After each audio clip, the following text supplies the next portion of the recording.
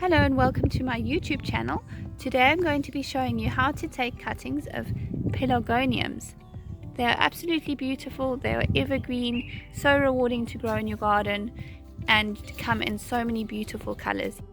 Pelargoniums are some of the easiest plants to take cuttings of. I'm not even going to use any rooting hormone, and I'll show you how to do this.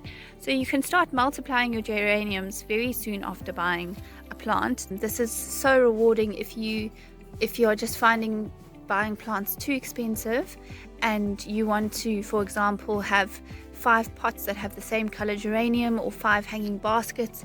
Then you can make cuttings and grow your own. Right, so here I've got some cutting material that I've taken off, and all I'm going to do is just break the leaves off the bottom. You can also use scissors.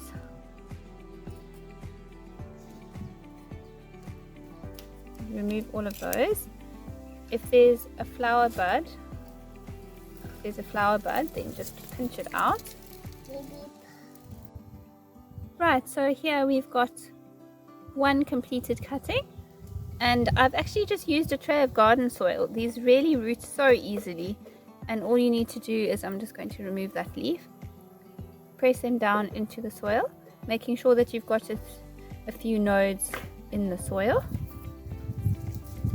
Here's another cutting. This actually was from a piece of geranium that came off, I think, in the storm. So it's a bit soft, but I think it should be fine and still take. Again, I'm going to pinch out flower bud here, and then generally just leave 1 or 2 leaves at the top.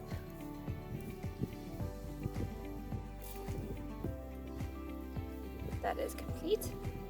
Just going to push it down into the soil again. You can make a hole in your tray beforehand. Here's another piece that I've taken for cutting. I'm just going to cut the flower out, check for more buds.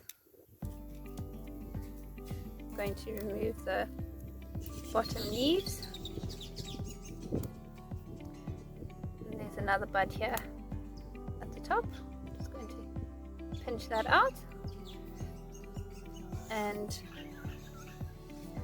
I'm going to place that into the tray.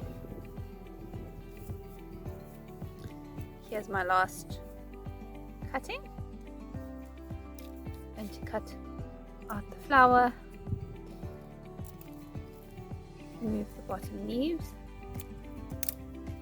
and all this old material around the nodes.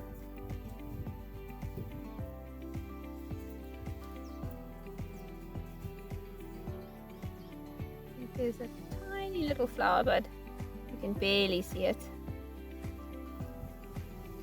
over there, so I'm just going to make sure I get rid of that as well, so the cutting puts all this energy into forming roots instead of a flower. And I'll place that in the tray. Now all you need to do is keep the tray damp but not wet all the time, and in partial shade is a good place to keep it while the cuttings are rooting.